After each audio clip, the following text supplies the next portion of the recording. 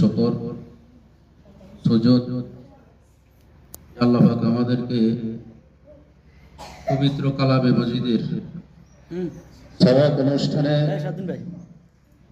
আসার জন্য আল্লাহ পাক আমাদেরকে তৌফিক দিয়েছেন। এই জন্য শুকরিয়া বলি আলহামদুলিল্লাহ। আমরা কেউ এই পথে থেকে এই পাশে বসে বসলে ভালো হয়, এই পাশে বসে। আজকে শুক্রবার আমরা আশা করি ইনশাল্লাহ এখনই কার্যক্রম শুরু করতেছি ইনশাল্লাহ। আমাদের মাদ্রাসা সম্পর্কে কিছু আলোচনা। আপনারা জানেন পবিত্র কালাম আখেরি নবী মুহাম্মদুর রাসূলুল্লাহ সাল্লাল্লাহু আলাইহি ওয়াসাল্লামের উপর নাযিল হয়েছে। আমরা অনেকেই কোরআনের গুরুত্ব কম দেখি। সারা পৃথিবীর মধ্যে গোটা জগতের মধ্যে কোরআন শরীফের চেয়ে মূল্যবান গুরুত্ব আর কিছুই নেই।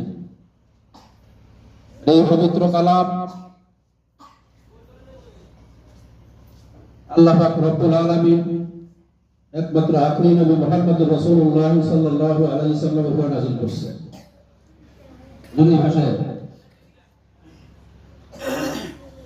আল্লাহ পাকের কালাম 104 খানা কিতাব, তার মধ্যে গুরুত্বপূর্ণ হলো 4 খানা কিতাব।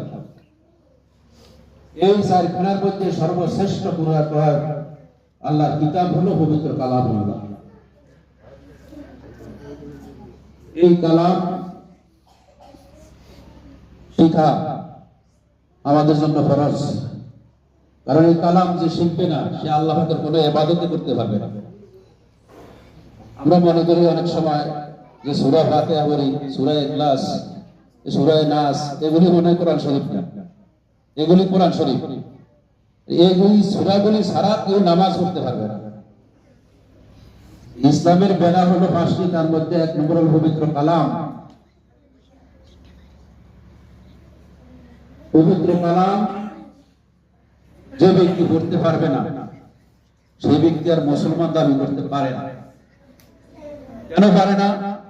যে ব্যক্তির নামাজ নাই তার কোনো দিনে নেই। as-salatu imamuddin faman aqamaha faqad aqama ad-din wa man tarakaha faqad hadama ad-din। নামাজ হলো দ্বীনের খুঁটি। যে ব্যক্তি নামাজ ঠিক থাকলো সে সব ঠিক থাকলো, সে ইসলামকে ঠিক রাখলো। আর যার নামাজ নাই সেই ইসলামকে বরবাদ করে দিল। এই নামাজ যদি আমার পড়তে